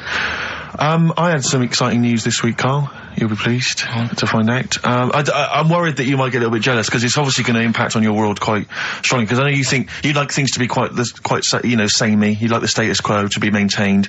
You like the fact that in the past, we've had some crosswords. Because I remember, what did you think of me when I first walked in? When I first came in on the first day of XFM? I don't know why you're making a big deal out of it, because I'm just being honest, though. I'm just being honest about a lot of people who see you for the first time sort of go, well, he's a bit weird. I don't know, Steve, that you brought it up, and then you're again. But I'm sure that wasn't what he said before. No, did he say before? Yeah, well, he was a bit weird. Yeah, well, he looked at you, and I knew. I could see by the look on his face. You know when your kid, and your kid's sort of scared of something, and they go, "Why's your kid?" He goes, "Oh, he doesn't like pigeons or spiders." Right. It was like that when I saw Carl, and I brought you in, and I went, "What do you think of that, Carl?" I could see the look on his face that he was disturbed. Sure. And then, as he said, you get used to it, don't you? Yeah, you get used to it. And you have changed a little bit. Your hair's a bit smarter now, and you got some nicer glasses and that, I think. Or I might have just got used to it. Whoa, don't bring it up, Steve. Don't look at me like that. So you say that you think some other people in the office thought the same? Do you know that for sure? Carl. Did you discuss it? Carl. Yeah, I think they do, yeah. Okay, leave it there then. But not just in the office, as you walk through the building. It's worse than you ever thought. Well, no, it's not worse than I ever thought, because as you well know, Ricky Gervais, what did I do on Thursday morning? Oh, is this the thing, For those that perhaps are not of the female persuasion listening, there's a magazine. Apparently it sells quite well. It's one of the sort of female, kind of issues magazines. I think it's called Company Magazine. It's like your sort of, I guess it's a bit like your Moore or your Vanity Fair or whatever. Anyway, they run every year the 50 most eligible bachelors in Great Britain section. Ding dong, hello. Who's in there this year? In the 50, in the top 50 of the entire country. And then they vote, and they put them in order and see who's the most eligible bachelor. But that's 50 people, right? It always annoys me slightly because bachelor, it kind of seems like a more sophisticated word for loser. Yeah, no. Which always sort of unnerves me. And also, slightly. they try and do a different 50 every year, so they're getting pretty desperate to get different ones. Because also a lot of people who are sort of like successful, are married, so there's very little to. No. There's a huge. I don't know if this is international. It could even be international. I'm not sure actually. So I could be up there with the likes of Justin Timberlake, etc. So Fred Durst. Yeah, that sort of person, So anyway, this is what's exciting, right? Although I'm slightly frustrated because they were telling me that last year, all right, because what happens is the readers of the magazine, they vote for who they think is number one most eligible bachelor, right? Last year, the prize was a 2-week trip in the Bahamas. Okay, this year. I'm rather annoyed because all I'm going to win is a moped. That's the prize this year. That's the prize this year. A moped. Whoa! Backtrack. What? Sorry. Last year was a 2-week trip to Bahamas, and this year just a moped. All I'm going to get is a moped. All you're going to win is a moped. Yeah, you got no chance. You've got no chance. Who else is in it? Who else is in it? Well, I mean, I don't know lots of people you'd never heard of. I know Duncan from Blue. Ding. So you're second to him at least already. I imagine you're going to come behind the other 49. Because there'll be people voting for me. They get to vote for me. Yeah, Steve. They'll see my photo and then they can vote for me. Yeah, according to Heat, I was 22nd most sexy man in the world. I better take that helmet back. I would. AC/DC. Brilliant. You shoot me all night long on XFM 104.9. Well, this show is a rocking. It is. Ricky Gervais, Steve Merchant, Karl Pilkington. I came up with a new strand for Karl as well. He's always got, we've done, I don't think there's a week gone where we haven't mentioned an hairy kid. A hairy child, you're right. Yeah. And some related to a monkey and that. And I thought you could do a regular thing where he's got to come up with a story about an ape or a monkey, and it's called Chimpanzee That. Of course. I have got one, but I can't remember it at the moment, so I'll just have to It'll come to you whenever you've joined the show. Well, listen, while you're thinking about that, while you're stewing on that, here's a problem that someone's emailed in. We're taking emails today. If you've got a problem, a concern, or, just a general query that you think Karl could answer for you, it could be about anything. It could be about some of the big kind of philosophical questions. It could be something to do with war or famine, anything like that, or it could just be a personal dilemma, something that's happening locally. Anyway, this seems one that I think you probably have you and your father have probably come across this sort of dilemma in the past, and I'd be interested to know what your take is on it. Let me see, this is from Lee Matthews by the look of it. He says, he lives in a suburban area where the local teenagers also live on the same road, and they're running riot. They're smashing wing mirrors off the cars, they're crashing into parked cars on their skateboards, and they're just generally making mayhem, you know, night and day. What can he do to stop this going on? The parents of the kids don't seem to give a damn. Anyone who complains to them, they just say, oh, piss off. You know, the police are useless because they never catch them in the actual act of violence, which is what they got to do to apparently convict them. So they don't know who to turn to, really. It's rather like when a little old lady went and got the A-team, you know. You know, and he was dressed as an elderly Chinaman. Exactly. She knew who he was. Colonel Decker didn't have a clue. Yeah. You see, it's weird because now it has got out of hand. Sure. Do you know what I mean? Like years ago when I was growing up on the estate, yeah, you had problems, but not like you have now. Do you know what I mean? You know, summers were nice as well, weren't they? Well, it did seem that way, didn't it? Yeah. Right, and police are getting shorter and younger. But you yourself kind of admitted in the past that you were something of a tearaway. You didn't do anything like these kids here. The thing is, I was scared that if I got caught doing it, my dad would go mad. Yes. And I remember smashing a car window by accident and legging it in the lounge and sort of pretending to go asleep on the settee. Right? Genius. And I heard a knock at the door. He chloroformed himself just to be unconscious when his dad came home. And there was a knock on the door, and I thought, oh God, this is a fella who saw me. I was chucking a stone in the air, seeing how high I could throw it. Of course you were. Did it keep landing on your head? That would explain a lot. And it came down. Chucking a stone in the air, love it. I can see how far I could throw brilliant. It. So, you know, I wasn't bothering anyone. Did you invent that game? Right, Did you get the stone for your birthday? Go and play with your stone. He gave one to Suzanne. Carl, go and play with your stone. The thing is, right, and it came down at a funny angle, and it did. It ate the back of this car, and the back window is the most expensive because it has that heating thing in it, in case you got a frosty window. Yeah. So I thought, oh God. So I legged it in, got on the settee, went to sleep, knocked at the door. Genius. It's a brilliant plan. It's a brilliant plan. I couldn't be guilty. I'm asleep. So I love the idea. So the thing is, our lounge used to sort of, you could see in from the door, right? So this family who saw me do it, saw me asleep on the settee, and my mum said, go and get the door. And I sort of went, what? As if I'd been asleep. Yeah. And went to the door, like, rubbing my eyes. And the fella said, what did you run off for? I saw you. I was like, oh no. And I didn't see my dad. I went out. It was when he was working sort of evenings. So I went out so I didn't have to see my dad. And then the next day I came home from school, and my dad said, 45 quid. Ooh. That's all he said when he looked at me. And then you fell asleep when he went, wake up. You know what I said? No, 45 quid. Now the thing Carl. is, he didn't have to do anything. £45, Carl. Now, I know you were saving up for a brick, but you can't have it. Yeah. But do you know what I mean? It's like, I knew I did wrong, and I was scared that my dad was going to belt me. Yeah. So I was like, oh, you know, I'll be more careful next time. But that was clearly good parenting on the part of your father, because these young tykes, clearly they don't have the father support. I don't know if you were living in that street, very quickly, what would you do? What would your approach be? If you were living in his street? What if they'd come home, right, and they just vandalised all your pebbles, right, that you've been saving over the years, and just threw your gravel away? What would you do if they just... I'd probably clout one of them. So you'd use violence? I think it's the only way sometimes. Sometimes the only way. And I don't mean, you know, really bad, but I'd show them that I'm not putting up with this. Right. And then the problem is you've got their family coming round, and they're probably quite... Go asleep. If you hit a kid and the dad comes down, just go to sleep. Yeah. Just... equally, if you're doing a bigger crime, you know, a bank job or a murder... Remember to take the stocking off your head, because if they wake you up and go, why have you got a stocking on your head? Just go, oh, I had a weird dream. It won't work. It's like with our kid, right? He was... I told Ricky about this the other day in the pub, but he's...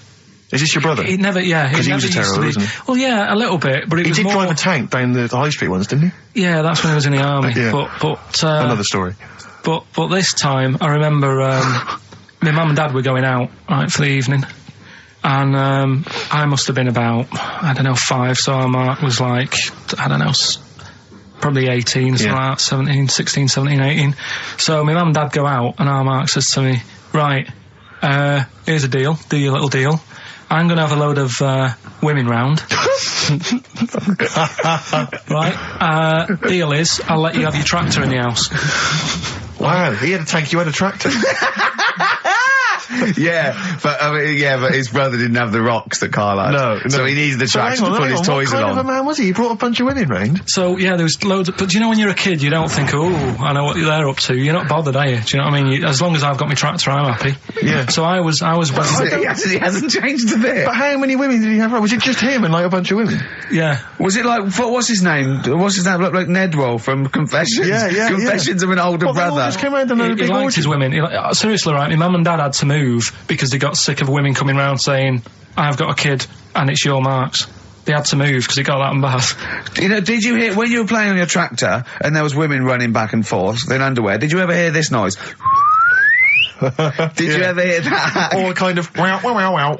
Wow, wow, wow, wow. And just see your brother's arse disappearing down the thing exactly. being chased by a butcher. Did you ever... It's not important, is it? Is that what it's going to be like, do you think, when I'm voted #1 most eligible bachelor in Great Britain? Yeah, and you come in on your moped. I mean, no, am I going to get a tractor?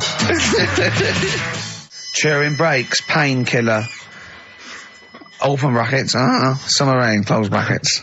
On XFM 104.9, Ricky Gervais, Steve Merchant, Karl Pilkington. Rockbusters?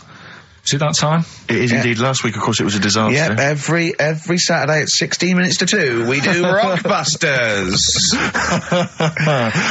I have to say that I've not really gone through them, but the prizes look exactly the same as they were last week. Yeah. There's that T-shirt. So it's a rollover, but you haven't added to it. Have you not The added point of a anything to rollover is you've got to add to it. That's the excitement. Yeah, there's a couple of albums that were... Okay, well, there's also the Fools and Horses video with the free... I don't think... I'm bloody jealous of that. I like that little yellow thing. It's a little, there's a little kind of model three-wheeled van. Rodney, you plonker. Oh, dear. What's that?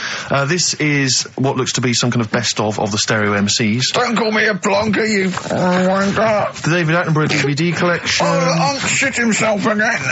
Oh, yeah, the big prize that we tried to give away.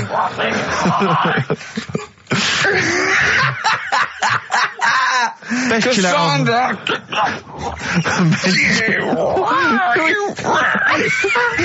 Who is that supposed to be an impression of? Which member of the cast is that? Is that Cheeky Dell? I don't know. Best chill out album ever, the best air guitar volume 2, and of course for all our fans, Doctor Who, The Aztecs. That's on DVD, and that's one of the William Hartnell Doctor Who. All right, that's the worst impression I've ever heard. That's brilliant. Right, Rockbusters then. Right, three cryptic stuff. Oh, come on. Right. Rodney, Three, I can't do it. No, come on! Right, three cryptic, clues. Some of which may be wrong. Yeah, and don't take the letters literally. Yeah. Right, go on. And some initials, and it makes up a band. So here we go then. There's three of them. You email in ricky.gervais@xfm.co.uk. Yep. Right, here we go then. Yep. Number one. The weather stinks, doesn't it? The weather stinks, doesn't it? Yeah. That's R. That's R. Right. The weather stinks, doesn't it? Yeah. Second one. Look, Gran, just get on the boat and help us out. All right, give us that again. Look, Gran, just get on the boat and help us out. Look, Gran, just get on the boat and help us out. What's the initial? R again. R again, interesting. Yeah. And then the third one, if you're going to do that with your drink, I'd let it settle for a bit before you open it. CK. CK. All right. Once more? So quickly, all the way through then. Number one, the weather stinks, doesn't it? That's R. Look, Gran, just get on the boat and help us out, will you? That's R as well. And then the last one, if you're going to do that to your drink, I'd let it settle for a bit before you open it. CK. Ricky.gervais@xfm.co.uk. Brilliant. Fantastic. Right, we'll have a bit of vinyl. Let's have a classic from the Merchant Collection. That's going to be the new single from Eminem. Sing for the moment. I like that. On XFM 104.9, Ricky Gervais, Steve Merchant, Karl Pilkington. All right, Karl? All right. What's the matter? Huh? Just, you know what's the matter. What? Should I explain? If you want. I'm sort of an independent adjudicator. and I couldn't help but notice that you both went out to make the teas, but only one of you came back with a wig made out of that poppy stuff that you pack. Bubble wrap. Yeah. And he didn't want me to do it with sellotape, so I kindly did it with elastic bands that I found. Apparently it hurt his ear, it's cut into his head, and look at him, he's annoyed. I don't know.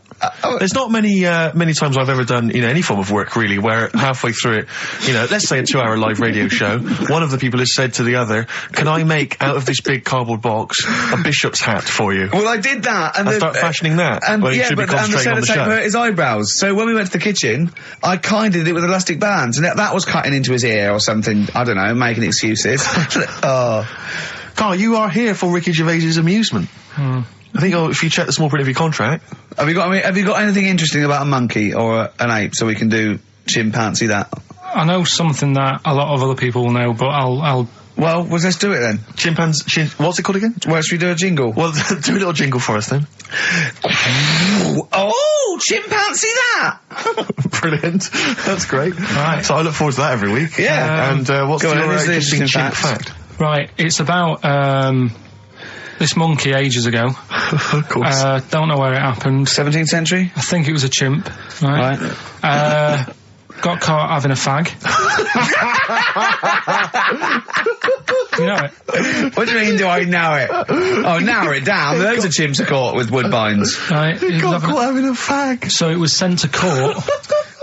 And was it underage? It was and it got someone to go into the newsagent for him. Did he get a bigger gorilla to go into the newsagent to get 20 Rothmans? It ended up doing time. Because it was. Go back a minute. Wait a minute. Whoa. No, I don't know that's as much as I know. So there's no point questioning. That is as much as you know, isn't it? Quite literally. Sorry, but why did he go to prison? It's against the law to have a monkey having a fag. In a built-up area. What are you talking about? It's against the law for a monkey to have a fag. What if it got it himself? Even if it just... What about if it earned it himself, just like moving tyres round or mucking out the zebras? I don't know the full story. You don't know the full story, do you? But do you think... You never do you? I presume it was a monkey from a zoo, right? Yeah. Do you think it'd be fed up, though? Because in a way, it's home from home, isn't it? When I read it, I didn't think it was that bad, because I just thought, well... They don't put monkeys in prison. They didn't put the monkey in a prison. They're overcrowded. They haven't got the space. Well, I'll find it and give you the where I got it from, and you Chopper Harris was furious because the monkey got the top bunk. Yeah. Can I just... Okay, then... Oh, chimpanzee that. Another one next week. I don't think so. Rockbusters, right? Can I just recap? Yeah, because actually I have to say you've really stumped people this week. Yeah. Well, either that or they just can't be bothered anymore. Well, they're wrong again. No, right. I think the prizes are so pitiful they can't be asked. Let me just explain it again, just in case they don't understand it. It's a cryptic clue, right? And it makes up a band, and the initial that I give you is the initial that the band or the artist starts off with. So last week, I can't remember, but we did AK, an exploding pet, atomic kitten. That explains it. So very quickly, number one. No, last week we did FP. That you gave out the clue. FD, Frida Payne. Yeah, it was an error. So they're all right this week, though, are they? Yeah, the weather stinks, doesn't it? That's the cryptic clue, and the letter is R. Number two. That's the rainy smell, boys. Right. Look, Gran, just get on the boat and help us out, will you? That's R as well. And the last one, if you're that's rigging nanny. If you're going to do that to your drink, I'd let it settle for a bit before you open it. That's CK. Right. Ricky.gervais@xfm.co.uk. Plus, keep your problems and queries coming in for Carl. We've got another one as well, which I'd like to give you after the next track, Carl, if I may. All right. You've got a problem, haven't you? What with? Oh, yeah. Listen to this, Carl. Let's play a record. Let's come back with this. It's an amazing problem. Wow. You're getting celebrities asking you questions now, Carl. That's David Bowie. Is there life on Mars? Do you reckon? I reckon there's more going on than just us messing about. I reckon. I hope so. I think. Tell Steve your problem that you aired to me.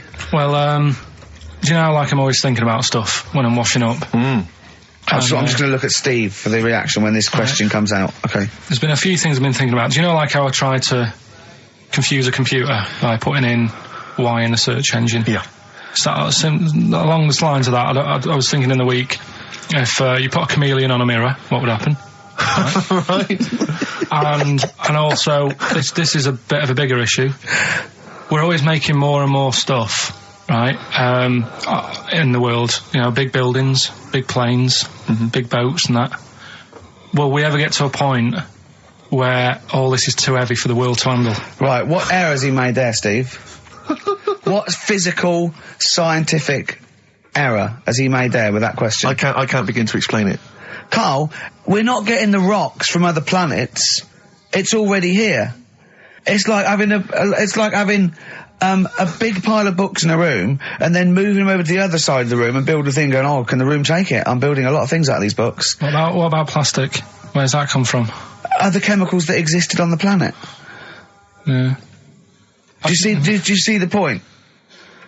Hang on a minute, though.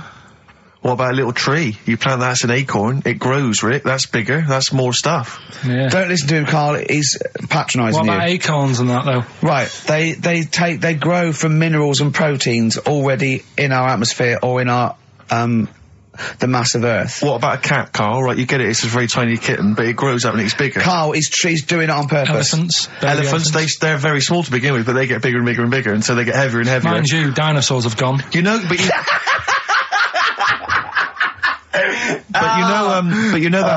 famously that's how Atlantis disappeared. You've heard of the legend of Atlantis. Have you heard of the legend of Atlantis? I think so. This was a city that existed, is proven, right? And what happened was they just kept buying stuff in mail order. They just kept ordering stuff, like the king and stuff, just kept ordering stuff in mail order. He brought girls across, carpets, a lot of carpets. He kept buying TVs, big screen TVs and stuff like that. And eventually, he bought up all the myrrh that the wise men didn't want. Yeah, because he's from olden times, and he just kept buying stuff, crazy. Like he was just a shopaholic, basically. Mental it was. And he was ludicrous. It was like, and in the end, it just sunk. It just sunk. Too heavy. And it just sunk. So, to the Earth, the more planes we build, the more trees we let grow. Yeah. From acorns. And more than that, what about all the people who are overeating? There's only one thing to do in this world. I think we've got to kill off endangered species and burn trees. That's the only way the Earth can survive. You mental. Right, what are you doing? Right. Okay, look, quick query for you. This is from Jay. He's got a problem here. He says, my parents won't let me ditch my studies. He's currently reading modern languages at London University. Sure.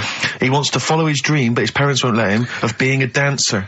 Carl. Worse than that, he says that they're trying to arrange a marriage to a bunch of minging daughters of people they know from good families. He doesn't know what to do, so he's got the arranged marriage coming along, and he's also got, he basically wants to be a dancer. His parents are forcing him into something more practical. Well, the first thing, right, I don't think live your dreams. The arranged marriage thing is such a bad idea. Okay. Because I think too many people go on looks. Right. And then you soon get bored of that, and you find out the person who you're knocking about with, it's actually not your type. Right. Why don't you arrange marriages for people? Well, I'm just saying, right, so I'd say, Jay, go along with that. I wouldn't worry about it. Okay. I mean, if they're really ugly, then, don't go along with it. But if they're half bad, put up with it. That's all right. The dancing. Brilliant. Right? That's that solved. Brilliant. I wanted to be a dancer. After I did the boxing, right, I joined a dancing thing just near Man United's ground, right, called Twiggy's. Went along, I wanted to learn some moves. How old were you? Well, it was when Michael Jackson was, pretty big, so about 83, 84, 85, something like that, around there. Wanted to do it. When I went, it was shut, and it had become like a warehouse for toilet rolls. So in a way, I wonder what would have happened. Sorry, how is that an anecdote about you going through dancing? You've told me before, you did boxing for a while, you did dancing for a while. You had a true fight in the boxing, you didn't even get in the... That's not an... Imagine if that was a film! This is a boy's dreams of becoming a dancer. Oh, it's shut. Next on. I mean, how is that a story? Yeah, that was Billy Elliot. Do you think it would have won quite as many awards? Yeah, brilliant. Footloose. All right? Yeah. I'm fed up they banned it. Let's go. Eyes shut. Flash dance. First, there was... it's a warehouse. Never mind. I'm just saying, you'll find something else. I think I got a go-kart after that. I bought a motorised go-kart and kept myself busy with that. So... there's always other Just things. think, Alan Bennett has to sit down and really sweat over his stories. Yeah. He just opens his mouth. You are a living Alan Bennett character. So that's solved. Well, Jay, don't worry about that. There's no emotional problems I can foresee if you follow that advice. So the advice there is do an arranged marriage. If she's not ugly. minging, she's not completely minging. Yeah. And don't worry about dancing. Get a go-kart. Cheers. Great. Keep your problems coming in. Truth, Rest Your Head by Gene on XFM 104.9. Ricky Gervais, Steve Merchant, Karl Pilkington. While I was with Karl in that restaurant, while I was giving him the problems, the old fella with Viagra and the two fellas making love in the cubicle, we came up with a new idea, because he's dumping do we need him? As I say, he thinks the scientists have got together, they're never going to wipe out a limpet or a slug.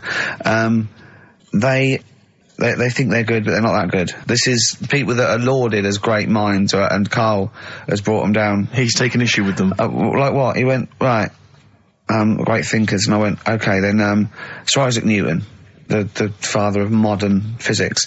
He went, is he the fellow with the apple? I went, yeah. He went, there again, see? Why do I need to know that the Earth sucks us towards it, gravity? He said, if I was floating around, it would be a problem. I'd ask his opinion. I went, what about Einstein? He went, again, I've never needed, and this is what he said, I've never needed MC squared in my life. The fella who invented the video, I watch one a day. You know what I mean, though? Give credit where credit's due. Right. And I think that a lot of this stuff that was invented, like when we were talking about inventions, I started to look in books and that, finding stuff out. And there was some fella who got a mention on an invention site just because he came up with the fishbowl. And it's like, is it that hard? Yeah. Do you know what I mean? It's clearly a bowl. Sorry, you're not putting him in the same category as Newton and Einstein, are you? He was on the same list. Einstein was on there. It was saying about him doing that. And Newton with the apple. And who else was in there? Da Vinci, whatever. He was Leonardo on there. da Vinci. Yeah. Is he the one who did Mona Lisa as well? Yeah. Yeah. He said it took him 12 years to paint the lips. I don't think that's that good. Like, it takes that long. I saw, when you saw Tony Hart do like an Aborigine man with a elephant in the background in about 3 minutes. Aborigine. An Aborigine? Yeah. Really? An elephant? So what about some of the big names? Well, what's your first reaction when I say some big names from history? Go on. Gandhi. Again, what did he do? Good point. Right. Good point. Okay. Good point. But all right. Do you understand what he represents? Well, go on, tell me, and then I'll tell you if he deserves to be mentioned. His whole kind of attitude towards peaceful protest. It's quite a sort of modern idea. Very much the forefather of the 60s movement. Where people would sort of sit in, and protest. Steve. Right, look at the glazed look on his face. Did I lose him on Gandhi? Yeah. So just Pick someone else. Do someone else. Pick someone else. Okay. Right. Someone you know about that's obviously, let's think. A great thinker. Isambard Kingdom Brunel. Right. Yeah, he's all right. Brilliant. Thanks. What about Jesus Christ? Well, I'm thinking more your modern day, like your Richard Bransons and that. Okay. Who, I would. To be fair, I wouldn't put Branson up there with Gandhi, Christ, Newton, Einstein. But why? Stephen Hawking. Because he's mainly known for having a beard and a funny jumper. To be honest, you have to start including Noel Edmonds. That's Noel Edmonds. Yeah, you're getting confused there. But Branson's a businessman. He's not one of the great sort of scientific minds. I think or philosophical thinkers. in time. Whereas Clive Sinclair. In his little car on his way to work, brilliant. No, but in time, there's certain things like the apple falling off a tree. Right. Whoever was sat there would have gone, that's a bit odd. Do you know what I mean? It's just that they were there first. But to be fair, Christ instigated 2,000 years of religion based on his teachings. Richard Branson, to be fair, he did launch Mike Oldfield's Tubular Bells. Yeah, they're not quite comparable. It depends what you get impressed by, doesn't it? Suzanne's always saying... Maybe Newton was there. He was coming up with a brilliant theory. Amazing. He was probably inventing the helicopter, right? The apple hit him in the head and he went, the Earth's sucking me. The Earth's sucking me. Do you know what I mean? Could have happened. But, my girlfriend's always saying, you know, what impresses you? Yeah. You know, because she was saying the other day, do you want to go to Egypt? And I said, no, not really. No. She goes, well, don't you want to see the pyramids? Not interested. It's like, I've seen them on the telly. Okay. You know, sure. Are they going to be that much more amazing when you see them in real life? Good point. How did you ever move out of your street in Manchester? But hang on, no, sorry, I'm interested to know, because this is something that that he came up with, and this is someone that loves him and that he respects. So I'm interested to see what was your answer to what impresses you? I don't think I did answer it. I just said, you know, the odd thing. You just said I'm asleep. Little things like I ran home the other night and said, oh, I've just learnt something today. She goes, go on. And do you know Lego bricks? Oh yeah. The name came about because some kid's mum, the kid was messing with the bricks, and she said, let go of them and come and have your dinner. Play a record. It's got to be rubbish. It's got to be rubbish. It's always rubbish, isn't it? They're Scandinavian for a start. So Scandinavian. Boys are back in town. Thin Lizzy, what a classic. Beautiful. Carl, should that be our anthem? Me, you and Steve, eh? Eh? Yeah? Can I just get a couple of bits of admin out of the way? Go on. We've had an email from Peter Goff. He has said, where is Richard Anderson? Where is He only Dickers? tunes in to listen to him. Where's Dickley? Where's little Dickie Docker? Little Dickie Anders has not emailed in. If you don't listen normally, Anders is our biggest fan. He loves us. I just absolutely But he's thinks the normally world got of... a little bit of constructive criticism, Oh, which we always appreciate. Not, yeah, we're open to that. Sure. Exactly. Sure. So- I'm gonna shove this up your... So if Dickie Anders is listening, then he might want to get in touch. Also, dear Ricky, I've developed a bit of a fetish for the way you say winners in your hit sitcom The Office. I'm trying to get my fiancé to say it, but he hasn't quite mastered it yet. Anyway, we're getting married in Las Vegas in a couple of weeks' time. Could you please say winners on air as a sort of early wedding It's present? becoming one of the most popular requests at weddings now, me saying winners. So, winners. There's a few I didn't get in. Thatcham, Shinfield. So there's a Woodley. There you are. There you go. That's beautiful. That's keeping them happy. Good luck to them. That's Leopard. That's one of those stupid email names. If you're going to email us, at least mention your name, because otherwise it makes me sound like a fool. A leopard, the original name for a giraffe. Interesting. Thanks for that. Whereas Lego was when a mother had sent someone to get some. Though there's no name for them. She went, "Can you go and get some?" There was a gap. He went, "Oh yeah, I'll go and get some," because they weren't called anything. Brought them back. Started playing with her. And then she went, "Look, give me those." He went, "No." She went, "Lego, you idiot." Yeah, the actual explanation, various people have emailed us in or phoned in now. The company was set up in 1934. It's a Danish company, obviously. Yeah. Lego comes from the Danish words leg got, which means play well, and it was later discovered that it was also a Latin phrase that meant I study or I put together. That's the actual, where did you get that from? But the thing is, you see, that's where learning's got to be interesting, because if it even started like that, I'd just go, I'm not interested. I'd be looking for... So if a fact might be true, but it's just not good enough. It's not interesting enough for you. Not interesting enough. Okay, another quick dilemma for you, Carl. So if Newton would have said, apples are attracted to our heads, be careful, they attack you, that would have been interesting. Yeah. Total bollocks, but you'd have been interested, therefore, in all modern physics. All right? Here's another dilemma for you, a quick one from Kate. She says that she's a single woman, she's 6 foot tall. Recently she's found herself being approached by men of, let's say, restricted height. And she's not desperate, but is it ever acceptable in her, she wants to know now, is it ever acceptable for a taller lady to go out with a person of restricted growth? What do you think about that? If you see that on the street, do you think it looks bizarre, do you think it looks odd, or so should she just go with it? a 6 foot woman with, someone of a dwarfish persuasion. We can't say sort of that or the midget word, but I mean, as a little fella. Yeah. Is that so? There's a noticeable difference in their height. Is that ever a problem? She's 6 foot. He's 3'4". Yeah. If I saw it, I'd just think she's doing it. Okay, let's not do this now. No, come on, she's doing it what? Oh. No, for attention in a way. Because there's loads of other people. I told you, Steve. Yeah, okay. I know, but I'm just, I mean, is that serious? I think so. Well, I mean, if whatever makes you happy. Please don't ask Carl these sort of questions. Do you know what I mean? If it makes her happy, then do it. But in a way, you're not going to have a normal life. Oh, God. No, but you're not, because they're going to get sticks. There's no point bringing trouble onto yourself. Carl does not necessarily reflect the opinions of anybody else in the world. Hold on. This woman, she doesn't live in a forest in a little cottage, does she? She hasn't got long black hair and wears a sort of... She says the guy she's going out with is a miner. Really? In a crystal mine, yeah. And he just sings all day on his way to work. Has he got 6 mates? Apparently so. Okay, what do you think of that, Carl? I'm still, sorry, I wasn't listening, I was thinking about... Someone just called up and called him dopey. Yeah. Didn't they? I mean, whatever, do you know what I mean? Why, what's the matter with you? What's the matter with you today? I'm just saying, What, you're fed up with people, taking issue with some of the stupid things you say? Lego was invented by a mother going, Lego of that. What are we gonna do with all the buildings? The earth might collapse. What do you expect people to say?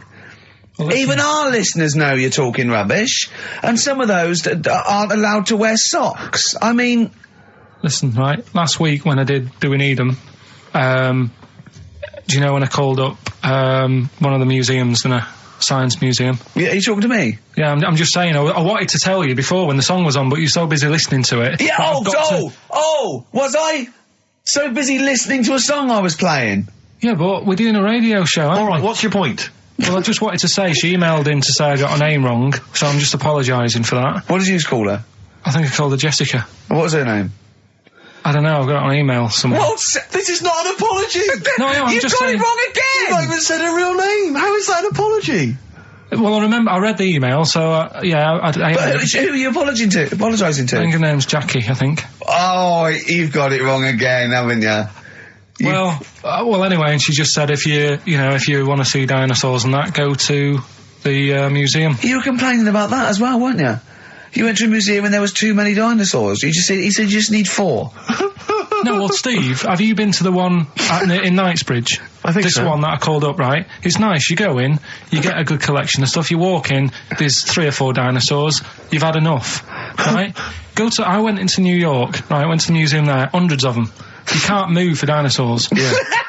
It's almost like they're responsible for them being extinct. There's loads of them. So all I'm saying is, if you want to see a dinosaur, go to the one near Knightsbridge. They've got a nice selection, some old vases and stuff. It's worth going. So, do you work for them? Because that was a pretty big sell. Well, you could work that over to quite an advert, I imagine. Brilliant. Carl, you're fed up, aren't you? Because you had to get up early. Well, that's another thing, but will we give out the answers for... Let's do that after we've played the next tune. I have to say that I'm wondering if Rockbusters, like Do We Need Them, is beginning to run its course, because this week we've had very, very few right answers. I think you're just getting too complicated. Yeah, because his clues and his answers are rubbish. Why don't you start doing proper ones? These are good. We started off easy. If you remember. I think some of them are a bit tortuous. They but anyway, don't work. Some of them don't work. Come up with some stuff then. Let's play a tune. Well, I have. And we'll come back with the Rockbusters answers in a second. You haven't come up with anything. The Gravediggers, 1-800-SUICIDE. It's a good tune, that. I've always enjoyed it. XFM 104.9. Well, that's nearly it from Ricky Gervais. That's me, Steve Merchant. One of the 50 most eligible bachelors in Britain. I hope people as well, if you buy Company Magazine, if there's any ladies listening, every week, of course, I've played you a song for the ladies, and I hope now that you'll be able to return the favour and maybe vote for me. Buy Company Magazine, vote for me, so I become 50, the number one eligible bachelor. That wouldn't mean anything then, would it? What do you mean? Well, it wouldn't mean anything then, would it? If they voted you and you got into the top 30, it wouldn't mean anything because you've asked them to do it. What are you talking about? Of course, because it means that they care for me enough, and then they are impressed and charmed by enough that they've actually made that effort. That's beautiful. I think that would ruin it. Well, let's wait and see what the results are. Do you think? Getting off that, because we don't want Steve to use as a platform to get in the top 48. He's bound to beat a couple of people. But what do you think of him now, Carl? Now you've known him for these many years. What do you think of his looks objectively now that you've known him? Can you remember what you first thought? Like I say, he's changed a bit. He's sorted himself out a bit. Yeah. Looks a bit better. How? What's he done? I don't know. His hair's better. Yeah, what was it before? It was just a bit nothingy. Do you know what I mean? It was like just like if you just let your hair grow and do its own thing. Yeah. Whereas now it's got a style. Yeah. So it looks good. Glasses, he's changed. His glasses are stylish. Yeah. Just stay sat down. Like Rockbusters. Some people like tall men. Yeah, go on. That's, right, first one. The weather stinks, doesn't it? Yeah. That was R, which was rainbow. Right? Rainbow? Like rain is the weather, and it smells like body odour. Body odour. No, it's B.O. It's B.O. That's B.O. B.O. Well, yeah, but you've got to play... It's not pronounced bow, and it's not spout bow. Who calls it bow? Everyone knows it's B.O.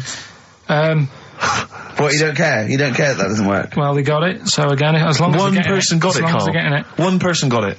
Of all the emails, one person got it. Second one, look, Gran, just get on the boat, will you, and help us out. Go on. That was R.